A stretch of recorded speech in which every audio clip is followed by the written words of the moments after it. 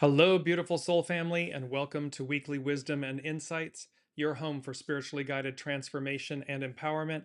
I am your host, Dearjames, and together with the unseen, spirit, source, and symphony, we look at the current energies, the intuitive wisdom and insights, and we go as guided.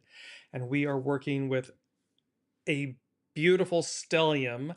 A stellium is a grouping of planets all together in one sign. And as of the full moon that's coming up on the 17th, this Friday, the 17th of April, there will be 8 celestial bodies in the sign of Aries. Can you say things are getting hot? Yes. So we are working with the energies of the Aries new moon that's coming up on Friday the 17th. And we also have a minor grand trine. I'm just going to bring this up so that you can see the astrological chart for the new moon in Aries. And as you can see at the top of the chart, there are those 8 celestial bodies: Neptune, Mercury, Mars, Saturn, Chiron, the moon, the sun. Eris is also there. So there is a tremendous amount of celestial energy, all concentrated in the first sign of the zodiac, Aries. And then you see the blue triangle, that's a mini grand trine, and that's between Uranus, the higher mind, expect the unexpected, Pluto, the lord of the underworld, and then Neptune is at the apex.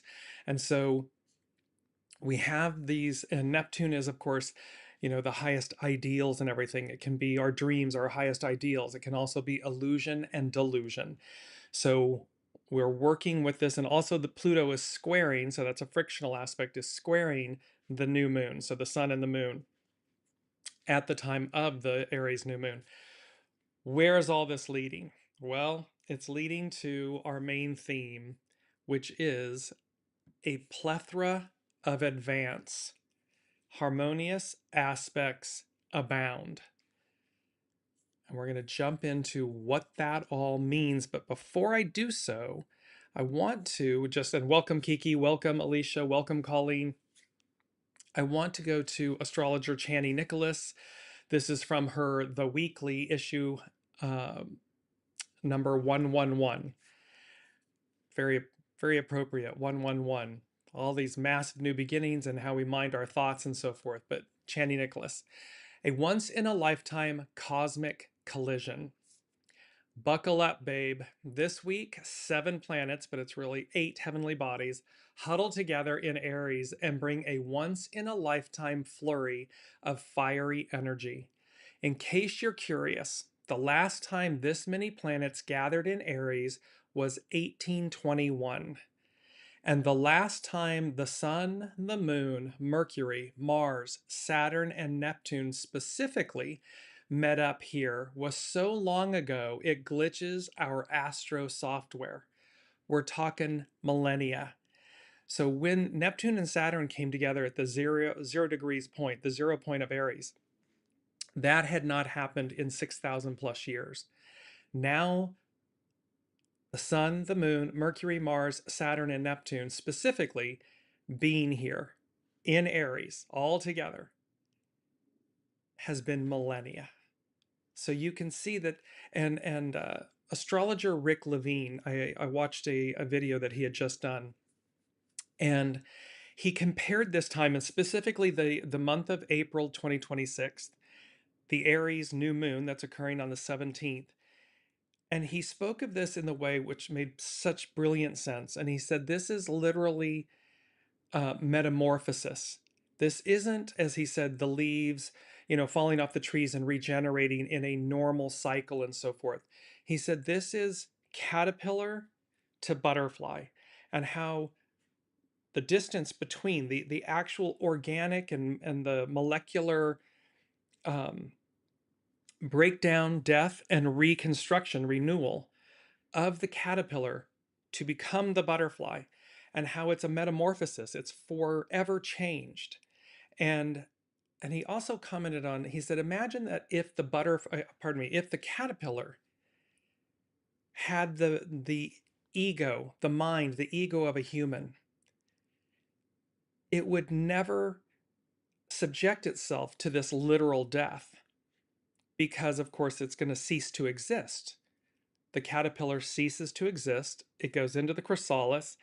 It transmutes itself. And what emerges is this metamorphosis, this butterfly. And so Rick Levine, the astrologer, is speaking about how that's what's happening to us, for us, with all of these massive changes, and how that will really solidify when Uranus enters Gemini on the 26th of April, coming up towards the end of the month. And so you see how astrologer Chani Nicholas is talking about this is we're talking millennia, and that it glitches their astro software because they can't go back far enough to see when they come together, that it's that far back.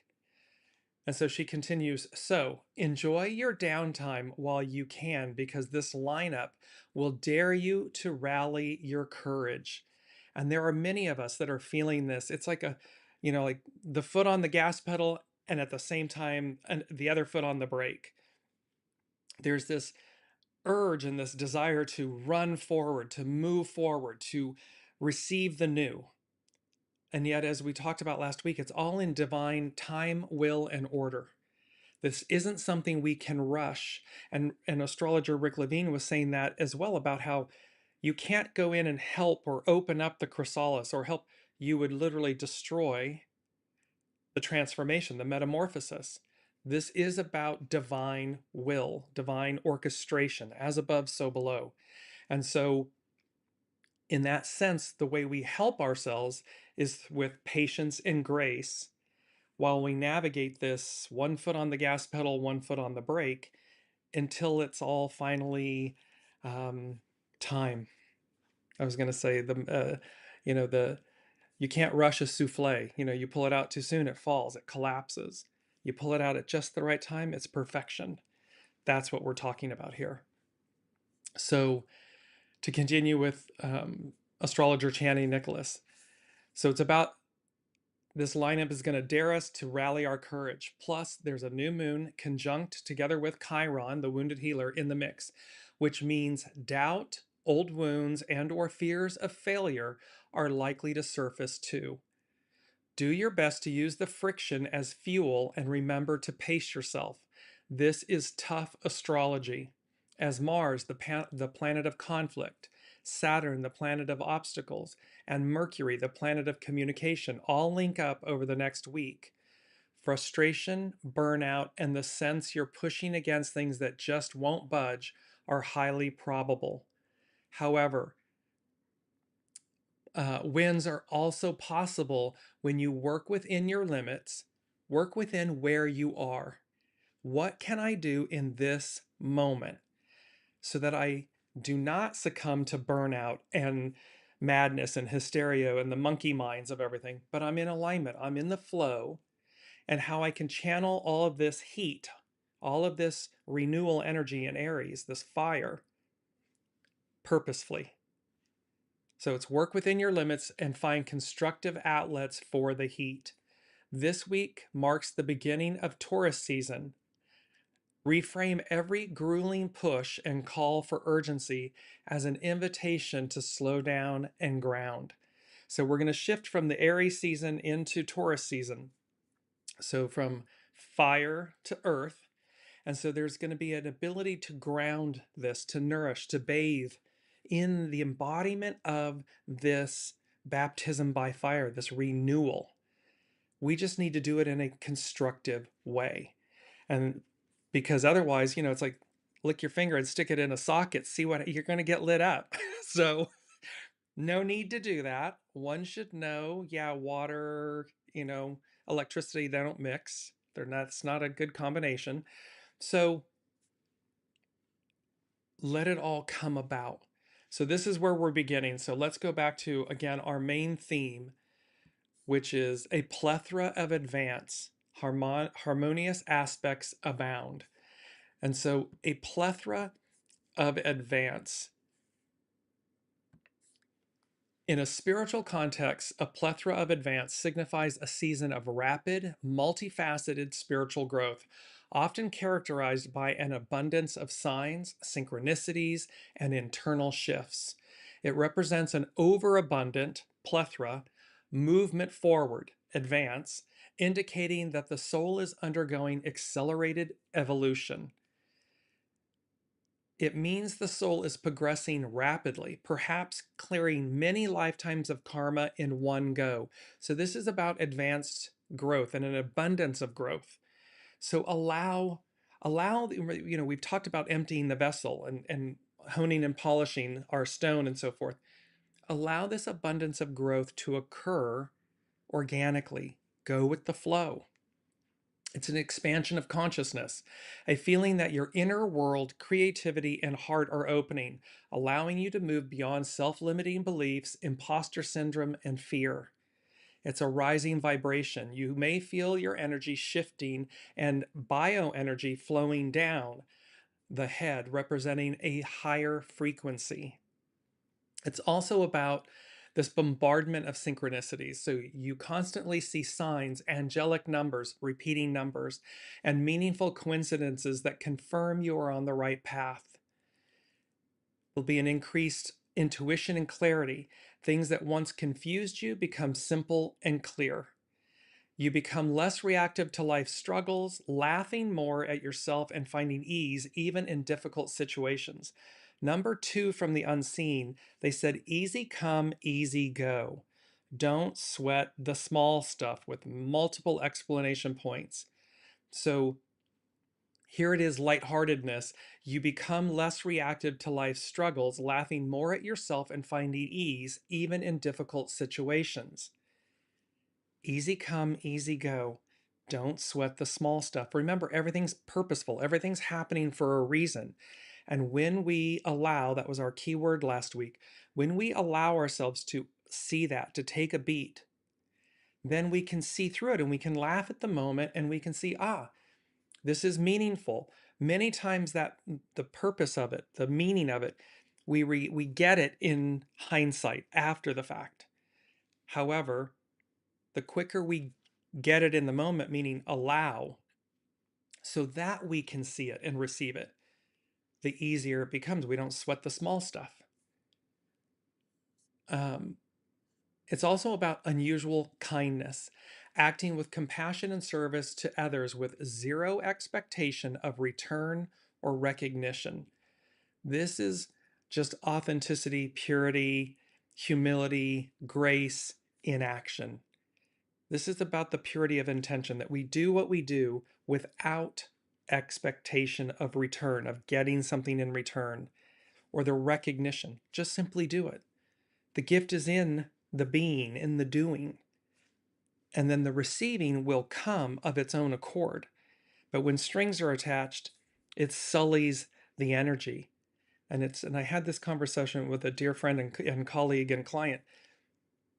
It's to be mindful of the ingredients, the energy, the ingredients that we put in to the recipe, into the soup, into the mix. Because when we put something that's expectation or illicitness or a shadow aspect, that's an ingredient in the soup, in the recipe. Well, and then when things go south later, we as humans go, well, I don't understand. And yet go back to the beginning. Well, what was in the base of the soup that you created in the recipe, in the mix? Oh, you had illicitness in there. No wonder it tastes the way it does. No wonder it came out the way it came out. Because that was at the root of the recipe. So be clear about your purity and the purity of your intentions at this time. Because there's a lot of fire here. There's a lot of heat. And we want it to be clean and pure. This is about divine intervention and empowerment. So a plethora of advance. And so this advancement is not always due to sheer effort, but a plethora of grace that makes spiritual progress unavoidable, pushing you forward even when things seem difficult. It's about divine alignment. Your actions are no longer solely driven by the ego, but are propelled by the Holy Spirit or divine impulse. This is soul source connection. This is higher octave self. This is heart, ego, mind, personality, human, soul, all of it aligned with purity, with grace, and then potential pitfalls, spiritual ego. An abundance of spiritual experiences can lead to arrogance or impatience, thinking you are, quote, more advanced than others, which can be a trap. So again, with humility, great humility and grace, you may know, oh, I know this, or I don't need that. Well, but maybe you do. Or maybe it's simply a refresher course, or maybe it's there, again, it's purposeful. What do I need to know in this moment? And let me allow myself to receive it with humility and grace. And then a need for grounding, a plethora of energy, all 8 heavenly celestial bodies in Aries, or the ram, first out of the gate. So a plethora of energy needs to be balanced with grounding to avoid becoming detached from reality. So we're going to harness all of this fire in Aries moving into Taurus season that's coming up here in days. Ultimately, a plethora of advance is a wake-up call to pay attention to your spiritual life, to your soul source connection, your soul, your knowing. Pay attention to it, especially at this time, as you are likely being accelerated towards your highest potential and purpose. This isn't about where we've been. That's done. And the human, the mind, the ego, looks to the things that we know. But this is all about the unknown. This is the fool in the tarot, embarking on this whole new adventure after this massive metamorphosis. So it's about allowing ourselves to say, okay, I know what I know. Let me make room and space for what I don't know. And allow divine time, will, and order to infuse the sauce, the recipe, so that we experience the next octave of ourselves, the next expression, the unknown. And that we do so like the fool in the tarot, which is, it's the ingenue, it's the innocence, it's the wonder, it's the excitement. The fool steps off the cliff. Let me just bring up the image. You know, the fool steps off the cliff. The trusted companion, the dog is the trusted companion, purity. We have the knapsack with all the tools from the magician with us, the sun, the full sun just radiating behind us. And as we step off solid ground, what we know, into the unknown, the clouds are there. And in that way, it's like Master Jesus walking on water. You know, the divine says to us, see, you too can do this. It's in scripture. You too can do this. We all have the ability. So we step off in the clouds. We don't fall. We step in the clouds, carry us, deliver us. The divine carries us, and that divinity is within us. And that carries us and moves us forward. So this is a plethora of advance. Now we have harmonious aspects abound. And harmonious aspects abound centers on a state of alignment, grace, and effortless flow, where different facets of life, internal, relational, and divine, are working together without tension or conflict. If you are in tension and conflict, there's something about what's occurring, what choice you're making. Are you forcing it? Is it not yet time? Are we acting too fast? I just experienced this where I was forcing something and I had to pull back and say, nope, I'm not listening. And what the word was wait. And the minute I waited, all the energy, all the force, the energy that was receded, came back into a calm state of peace. So this is about heeding your inner knowing, your wisdom, your intuition, your soul, because it's without tension or conflict. This harmonious aspects abound. It signifies a period of soul well-being and spiritual maturity where one is at peace with oneself and the universe. It represents a harmonious integration of mind and body where there is no inner conflict between thoughts and desires. It indicates that one's inner world is in check, creating a sense of at-homeness with oneself. When we're at peace, we're at home. Okay. We're making peace with the unknown, with not knowing, with divine time, will, and order. And once we heed that call and we do what we know to do, wait, all that pressure that was screeching goes away. It subsides because now we're in alignment. We're in the flow. It doesn't mean do nothing. It means heed the call, the wisdom that's within you, and align with it. Take the steps. Allow yourself to wait if that's what the message is. This is about abounding grace and divine provision. In a spiritual sense, abound means to possess or be surrounded by an abundance of divine blessings and grace. This refers to a full tide of divine love that covers different aspects of life, ensuring that one has enough strength to carry out their purpose. We lack nothing. If we're feeling lack, it's a mental construct. It doesn't mean that it's not, quote unquote, a literal current reality in that nanosecond of I am, of present being. But it doesn't mean that we lack something either. Because the minute we need it, air quotes, need it, it presents itself. Which means in the instant before it, we didn't need it. But our mind, our ego, is going to say to us, I need it, I don't have it, But that's okay, but then come back into alignment. Allow yourself to align, grace.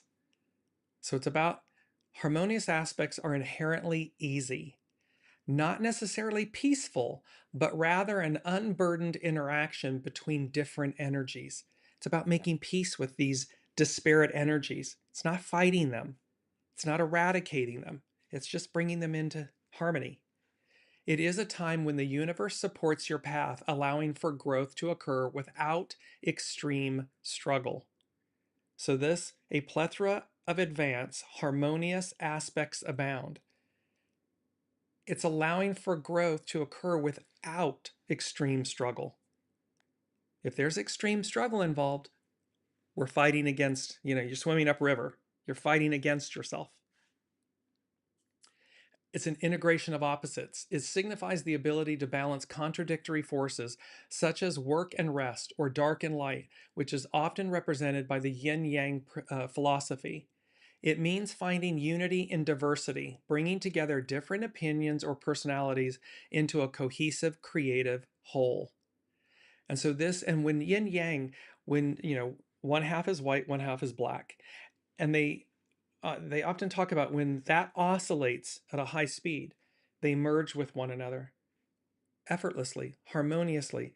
And when it slows down and everything, those properties, those energies separate again, which says they are one and they are unique.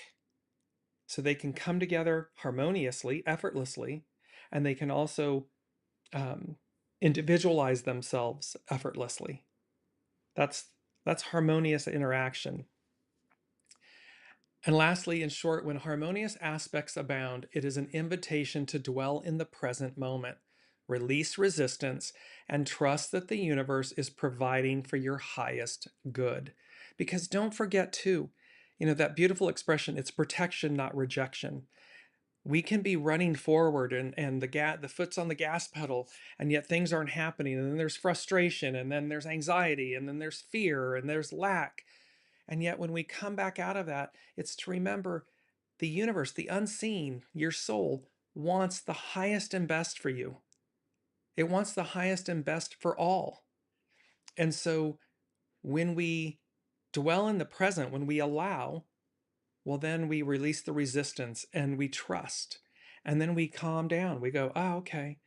Because don't forget, they're also protecting us. The unseen is also, while it's advancing us, it's bringing us things, these gifts and blessings and synchronicities and signs and symbols and affirmations and confirmations. They are also there to protect us, to keep us from going down the wrong road or experiencing something that we don't need to experience, that we can walk on by, avoid. We just have to be in the present moment to listen, to go as guided. Number one from the unseen. They said, where you have been, quote, waiting, now you rapidly advance, take off. And so our intuitive energies for this Aries new moon chart is high octane liftoff. This is the image of a rocket ship blasting off. High octane liftoff. Things are getting hot. Where you have been waiting, now you rapidly advance, take off. And high octane can mean the act of starting to develop or improve suddenly, or take off, especially the vertical takeoff of a rocket or helicopter. It's also, in a spiritual context, refers to a sudden, powerful, and often divine acceleration in a person's spiritual growth, purpose, or situation, characterized by rapid elevation and increased energy. It signifies moving from a state of stagnation or low energy to a high-powered, dynamic spiritual state. So this is rapid acceleration, rapid advance. This easy come, easy go. Don't sweat the small stuff. Stay in alignment. And where you have been waiting, now you rapidly advance and take off. This is often seen as a spirit of lifting, where grace and divine favor move an individual above their circumstances or competition in a way that defies natural political or social protocols. It's going to defy the odds. It's going to say, I don't know how this happened. It just happened. But it didn't just happen. We were in alignment with it. It's what our soul came to do. And here's this divine favor where it's this high octane liftoff. It is characterized by speed, where things that previously took years to accomplish or change happen in a fraction of the time, often described as a sudden shift. 8 celestial bodies, all in Aries. I mean, it's the 0 point, it's the starting point of the astrological year and wheel. 8 celestial bodies. That is an incredible amount of energy and alignment and metamorphosis, transformation, especially when you put it all together. This experience is associated with a high octane soul, where an individual is filled with intense divine energy, often described as a high voltage or high powered feel, that foot on the gas pedal, foot on the brake, that moves them beyond their normal capacity. It frequently follows a shift in perspective, moving away from self-reliance or despair to focus on divine purpose, often initiated by high-octane prayers, meaning high-octane unity, oneness, connectivity, that are focused on God's plan, divine will, time, and order. This liftoff involves breaking through limitations, breaking through barriers, breaking bad habits, and removing, quote, the landing gear of problems to experience a new level of spiritual freedom. The landing gear on a plane is there to take off and land, but it retracts or extends itself during flight. So, because otherwise it becomes a drag on the aerodynamics of a plane. So that's why it retracts itself or extends itself, but only when necessary. In essence, high octane liftoff is the experience of being propelled forward by a higher power, resulting in a deeper, more energized, and elevated existence. So, this again, where we are beings of free will, this is about being in alignment. This is about allowing something greater, something higher, something unseen, something ordained, divine time, will, and order to accelerate, lift, energize, influence, deliver us. And so where the landing gear, so ego, mind, personality, what we know, fear, lack, all that can be the landing gear. We'll retract it so that it's not a drag on your aerodynamics, your high octane liftoff. Number 3, because this is all, and we've talked about this, this is what this is all about. This time, this era, this whole journey of the weekly wisdom and insights journey and what the unseen has been guiding us towards. And it's number 3 from the unseen. And they said, Emancipation Proclamation, the eternal release into freedom. Grasp it, choose it. It's a divine offering, which means it's a choice. It's always a choice. And they said, a rejection of enslavement. So we have Emancipation Proclamation. Issued by President Abraham Lincoln on January 1st, 1863, the Emancipation Proclamation declared that all enslaved people in Confederate states then, thenceforward, and forever free. As a wartime measure, it shifted the Civil War's purpose from merely preserving the Union to actively ending slavery. See, this isn't like astrologer Rick Levine spoke about. This isn't about the tree and the leaves and they fall off and it regenerates and it's its normal cycle. This was about shifting the Civil War at the time, the Civil War's purpose. So we're talking about humanity's purpose from merely preserving itself, the Union, preserving itself, the tree, the leaf falling off, coming just routine cycles, to actively ending slavery, enslavement, actually liberating ourselves from the previous era to embody and receive the new one, the Aquarian age, the matriarchal age, the we the people, the we the divine. So it actively shifted everything, actively ending slavery, which allowed Black men to enlist in the Union Army and paved the way for final abolition via the 13th Amendment.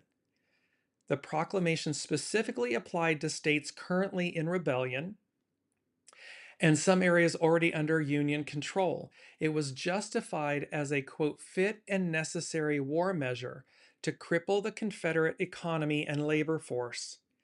It enabled the recruitment of nearly 200,000 Black soldiers and sailors, significantly strengthening the Union war effort. By linking the Union cause directly to abolition, it significantly reduced the likelihood of European powers intervening on behalf of the Confederacy. While its significance, while it did not immediately free all enslaved people in the U.S., it fundamentally shifted the character of the war, making the abolition of slavery a binding federal goal. It was the crucial legal and moral step leading to the permanent abolition of slavery in the United States via the 13th Amendment that came 2 years later in 1865. That's the literal explanation of Emancipation Proclamation and what occurred. This is the spiritual explanation. The spiritual meaning of the Emancipation Proclamation lies in its representation of divine liberation, acting as a historical parallel to spiritual freedom from sin and oppression. It symbolizes a decisive, done act of grace, similar to redemption, transitioning individuals from bondage to a new identity, requiring a shift from obeying old masters to walking in freedom. It's a done act of grace. Like a spiritual decree, the proclamation declared freedom immediately rather than promising it later. reflecting the theological concept of being set free from sin's power through Master Jesus Christ. It is finished. The transition from bondage to freedom. It symbolizes moving from the enslavement of sin and fear, or literal captivity, to the liberty of a new righteous life. Remember, this is a metamorphosis we're talking about. It's the responsibility to live free. This is very important. The responsibility to live free. Just as slaves had to accept and live into their freedom, it symbolizes the Christian duty to not return to the yoke of slavery. There's a responsibility in recognizing the new day, the new order, the new era, the new energy. And the responsibility is how we actively align with it and choose it, embody it, so as to not return to what is familiar, the past, this enslavement. And it's not unlike, remember, this happened with Moses and the Israelites. And they are in, I believe, Mount Sinai. He goes up Mount Sinai. Moses, he receives the 10 Commandments. And during that 40-day time period where Moses was in union and communion with God, Yahweh, the Israelites fell into fear, despair, worry. Oh, we were better off with Pharaoh. Oh, we knew what we had and we could rely upon it. And we're now in the wilderness and we're worried about food and where we're going because it's unknown to us. And then, of course, the golden calf and the false idol. And so when Moses came down from the mountain with the tablets, he smashed them because he was so upset that they lacked the faith, the trust, the responsibility to live free. It comes with responsibility to set ourselves free. The divine is doing its part. We must do ours. And it's a choice. It is often viewed, and this is divine liberation, it is often viewed by theologians as a tangible expression of God's, the divine's, desire to release the oppressed and purify the nation from the sin of slavery. So this is divine liberation. This is divine purity, divine time, will, and order. The divine, as above, the divine is demonstrating to us the new era, the new world, the new energy, this metamorphosis. We have a responsibility to live free, to embody it, to emulate it until we understand it, get it right. Some perspectives also compare it to the gospel, which is seen as a spiritual emancipation proclamation that frees humanity from the guilt of sin or shadow and the bondage of religious legalism. So, this emancipation proclamation, the eternal release into freedom. It's the eternal release into freedom. And they're showing me, the unseen is showing me, it's the cell with the bars and a person standing within it. The door is wide open. The person is holding the key. The door is wide open. So, which depicts that our enslavement can be internal, mental, emotional, not literally physically enslaved, where the door is locked. It's open. We need only walk through it. And then we receive this higher octave, this higher dimension, this higher version of ourselves. Number 4 from the unseen is totality. The word totality. It means the whole of something. It can also mean the complete, comprehensive nature of God's sovereignty. Totality. And then they said, I am that I am. So, I am that I am is a profound divine declaration from Exodus 3:14. We were just speaking about Exodus, where God, Yahweh, tells Moses his name, signifying self-existence, eternal nature, immutability, and faithfulness.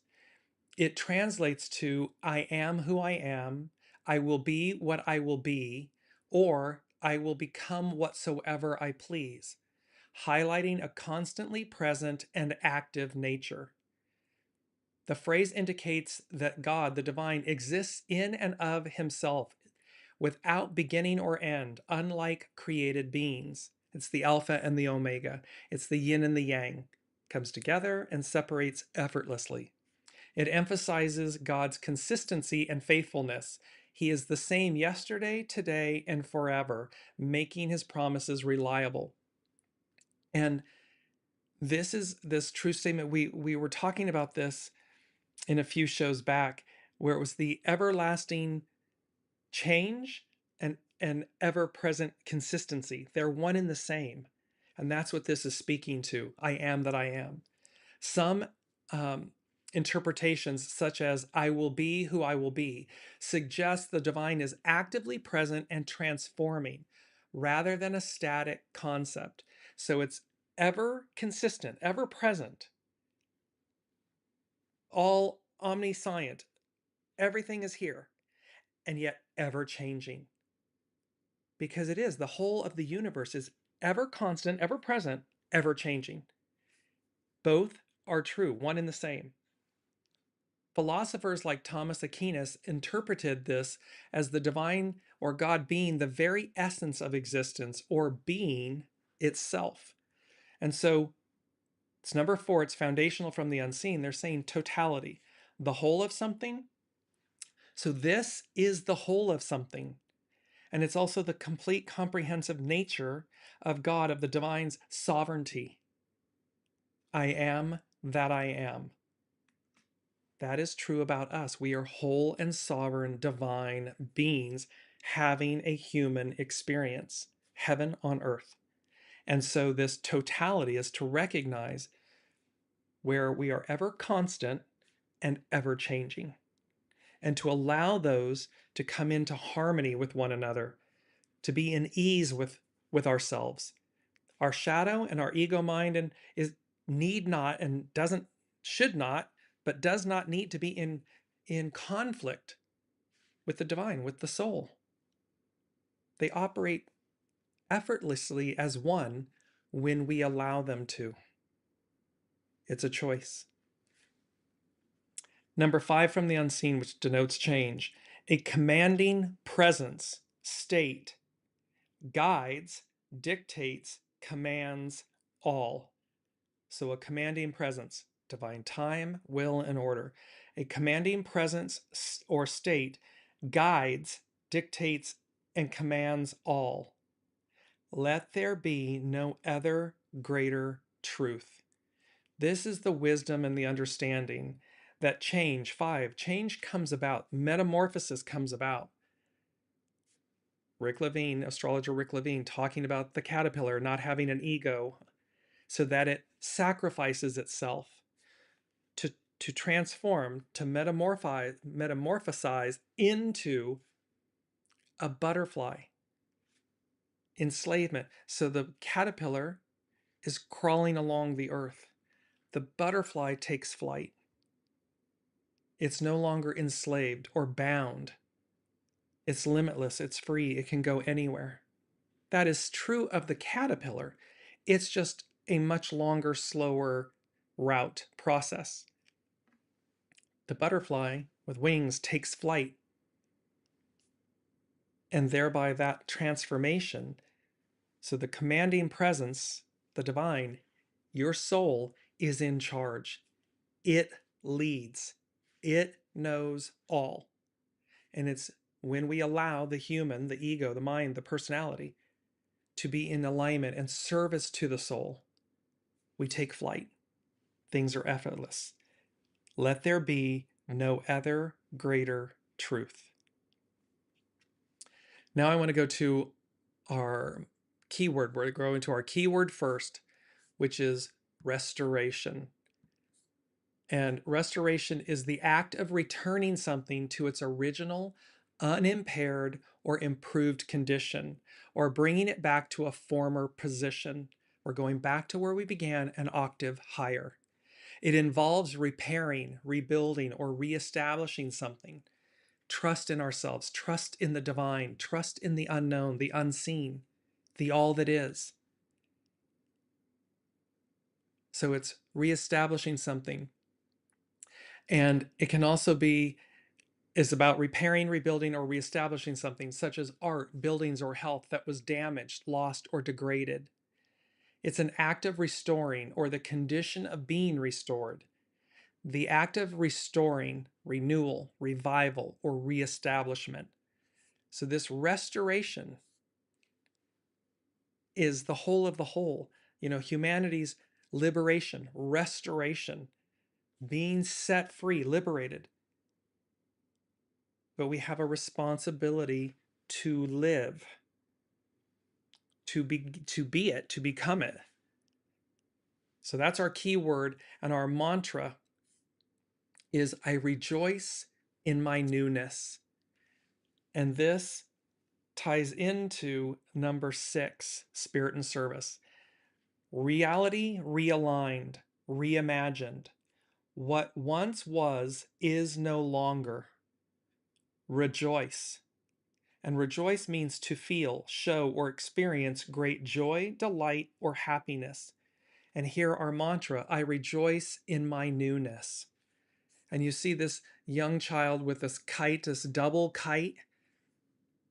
And you'll see how I want to go back to quickly to number 3, Emancipation Proclamation, because it came in with Isaiah 61.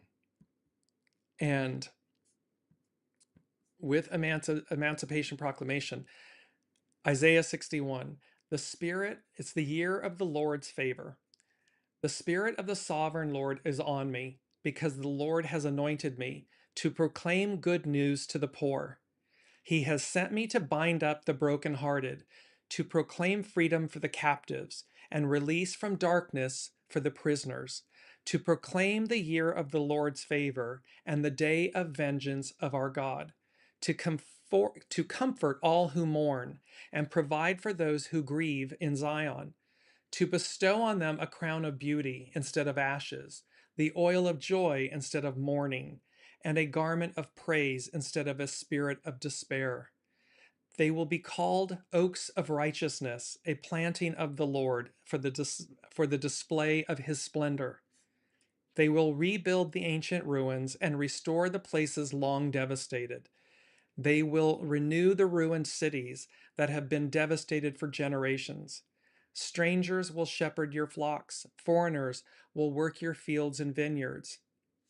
There are many parallels to all of this today. And you will be called priests of the Lord. You will be named ministers of our God. You will feed on the wealth of nations, and in their riches you will boast. Instead of your shame, you will receive a double portion. And that's why this image of our mantra, I rejoice in my newness, the kite is a double kite. Instead of your shame, you will receive a double portion. And instead of grace, you will rejoice in your inheritance.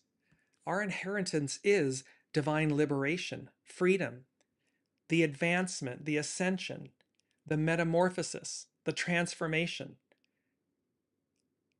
this divine purity.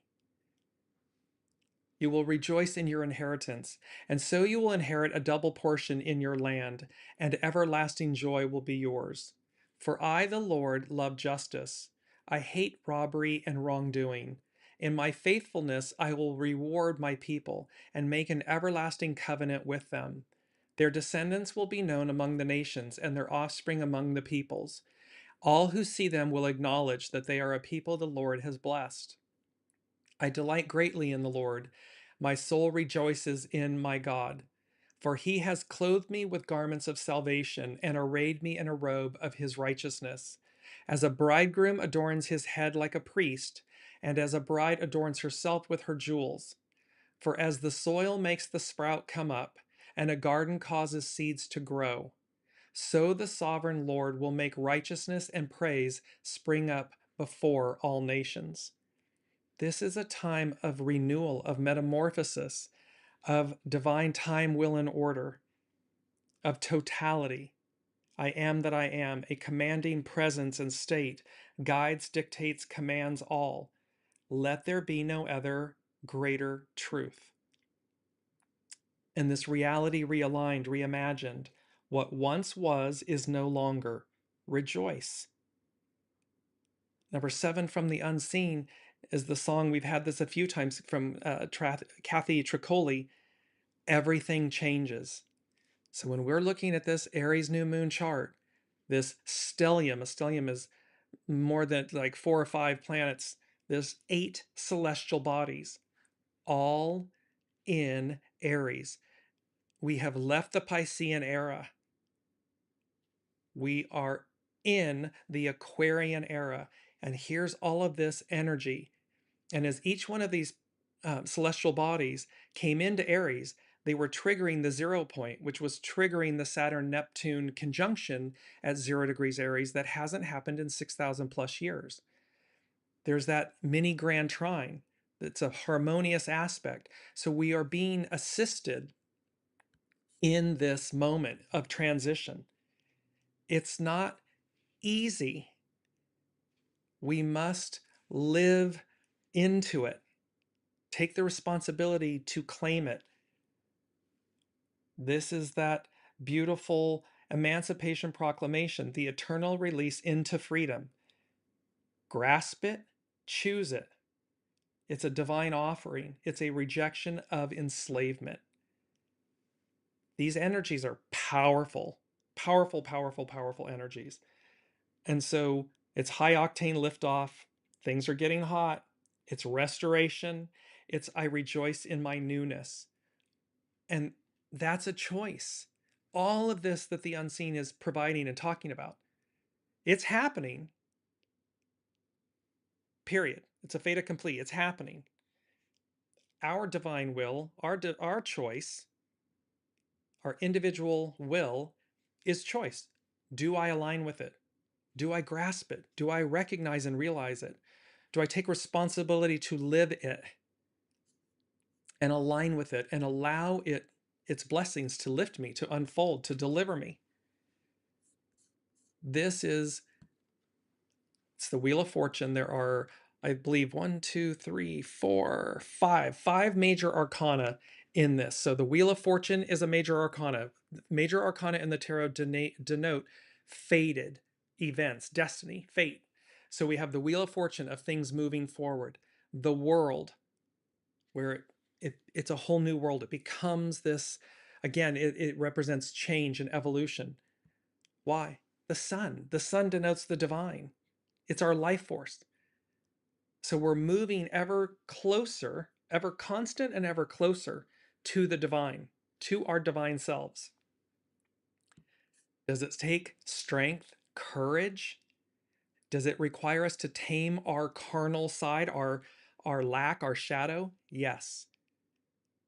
But it can be easily done when we surrender, when we allow it. You're surrendering to your soul, not some external force or person or thing, but to your soul, your knowing, to the divine within you. That brings about 6 of Wands, celebration, victory. It's a homecoming.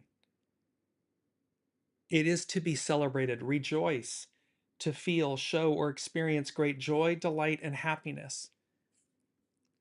And it's the Fool. It requires us to be the Fool, to believe it possible, to believe that we are, I am that I am. It is for us to believe that and to embark, to go as guided. It's not foolhardy. It's not running roughshod. It is about us listening and going as guided, walking in alignment with that, so that when we know to wait, we wait. When we know to advance, we advance. Now I'd like to go to Astrology by Lauren, and she's talking about the Aries stellium. And she begins with a quote from Jack London, The Call of the Wild. There is an ecstasy that marks the summit of life, and beyond which life cannot rise. And such is the paradox of living. This ecstasy comes when one is most alive, and it comes as a complete forgetfulness that one is alive.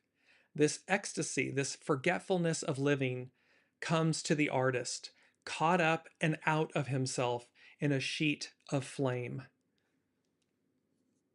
So, Astrology by Lauren. Not quiet, not peering from behind the curtains. Aries responds to the call of the wild with a zest for life and a call to action. Our warrior planet just emerged out of the depths of Pisces and has come home to its infernal abode. She's speaking about Mars. Trailing just behind our noble warrior, Mercury also enters Aries this week, giving us a total of 5 planets at the time, plus Chiron and Eris in the sign of Aries. The moon will then join the Aries pack for the new moon on April 17th. That's a lot of cardinal fire to contend with. In strong Aries weather, we can expect a call to action vibe, both collectively and personally. Like the call of the wild, we are being asked to reclaim our own inner beastling and take some sort of bold action. This is about reclaiming our sovereignty, our divinity, our divine essence and being, our freedom, and to take some sort of bold action. For those who are usually meek and cautious, this weather can shake you out of your lethargy and give you the motivation to be more assertive and sure of yourself. For those who are already confident, you will find yourself ready to embark on an adventure where nothing and no one can or will hold you back. But for those who often find themselves on the cutting edge of erratic impulsivity and fiery edginess, you might want to go with caution. All this fire is like a spark getting ready to ignite. So again, if you're acting from arrogance and hubris and entitlement and running roughshod over people, this fire, this spark can burn. It will ignite. And so again, is it propelling you forward in a pure positive way, or is it scorched earth on you? Because we're meant to move forward in the purity of the time, of the day, of the order. Aries likes new adventures. Anything that is sparkly and even vaguely exciting entices. We're all in. This is the stuff of which heroes are made. There is something of a winner-take-all kind of atmosphere, though. So don't be surprised to see a lot of muscle flexing going on in the world. This energy can feel really competitive, where everyone is trying to be the strongest, fiercest, and most fearless contender. But remember, Leo, the lion, Mars energy, this, the purity of the creative force, the divine masculine. The lion need not roar to be seen, felt, heard. I am that I am. It just is. And so there's going to be energy where we're seeing a lot of bravado and this I'm the strongest and the fiercest and the most fearless contender. And you don't have to, if you are, you don't need to say it. And if you're saying it, you're probably not. So that's this. So be mindful of that during this time. Perhaps even, and more so because this is the Aries new moon. It's beginning the year. New moons, full moons, they have a line. The first 2 weeks are most intense, but they have a lineage to them that arcs out for months. This can be a year tone because it's the Aries new moon. So this can be perhaps even recklessly so that people act this way. Mars in Aries is unbridled, and Mercury in Aries will be teaching us about the consequences of impulsive speech and jumping to conclusions. This is going to be think before you hit the send button or speak, or on social media and so forth. Think before you speak. However, if we can just channel a wee bit of this fiery energy, we will be amazed at how much can and will get accomplished. Use the energy to get moving, to start new projects, and take the initiative. This is not the sort of weather in which we sit around waiting for someone else to take charge. The divine is in charge. Are we in alignment with it or not? And when we are, that force, that fire, that creative spark, it's going to up-level us. It's a plethora of advanced, harmonious aspects abound. When we're not in flow with it, when we're utilizing it in a shadow aspect way, it's a bug zapper. It's not going to be pretty. And what we think we're going to get from that, there's going to be blowback. You're going to get torched. So it's a choice. Be mindful. So it's not about waiting around. It's take charge. This is about picking up the mantle and being your own master of ceremonies in alignment with divine time, will, and order, with the divine, with your soul. Saturn in Aries wants us to be the architects of our own lives. It's recognizing, what did my soul say it would do? That's what's most important. The rest of it is commentary and, illusion or delusion. The main focal point of life, what did my soul say it would do? What did it come to do? And allow that, align everything with that. Because it will always be far greater, far more than you, ego, mind, personality, human, would have ever chosen. And again, sometimes it's gonna knock us out, the cosmic 2x4. It's gonna knock us out of our comfort zone because we're meant to do it. We came here to do it. Because the human wants to be safe. But that's not what the soul didn't come here to be safe. The soul came here to experience, to thrive, heaven on earth, divinity in human form. That's what it came to do. So it wants us to be the architects of our own lives, Astrology by Lauren, rather than relying on or even competing with others. This is about pushing ourselves individually to excel by taking charge of and creating our own destiny. This is about harnessing the power of our soul. And she closes with a quote from Emile Zola. And Emile Zola was born during an Aries stellium. If you ask me what I came to do in this world, I, an artist, I will answer you. I am here to live out loud. And so this is the fullness and the expression of our divinity, of our light.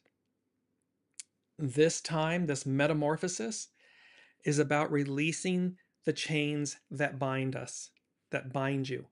They can be mental chains, emotional chains, physical chains, spiritual chains, whatever they might be, however they may present in your individual lives and our collective lives. This moment, this Aries new moon, the mini grand trine, this stellium of 8 celestial bodies in the sign of Aries, all the outer personal planets shifting signs. And remember, Uranus is shifting on the 26th. That'll be the final sign. It's shifting in from Taurus to Gemini on the 26th.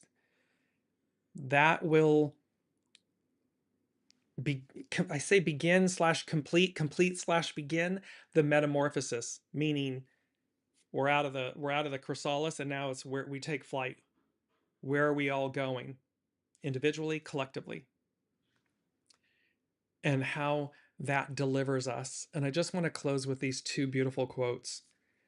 The first one is from divination.com. True humility is a virtue that benefits all and to which all should aspire. Genuine humility. And the other is from tarot.com. Only when great vitality is present can real breakthroughs be achieved.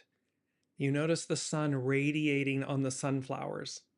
Only when great vitality is present, the divine. Only when the divine is present, great vitality, the divine is present, can real breakthroughs be achieved. It's when we align with our highest octave, our soul, that greatness occurs. We are in a moment of greatness and tremendous life force, fire, all aligned, totality. It's all aligned with divine time, will, and order. This is, and we had this back on the Pisces new moon, so it's 28 days later. The theme then was forced growth, the dawn of a new day. We are being forced to grow, to meet the day, the time, the age. And it's our responsibility to align with that. Don't get left behind. Don't get swept up in the chaos and the confusion and the anarchy of the past. It's done. The divine is clearly showing us, as above, so below. They're clearly showing us that day, that time, that era is done. We're moving forward. And so move forward with it. I love you all. Thank you so much for your time, your presence, your energy, your divinity, your life force on this beautiful journey that we're all sharing. And I can't thank you enough for it. And I can't wait to see what happens next. We will see you next week.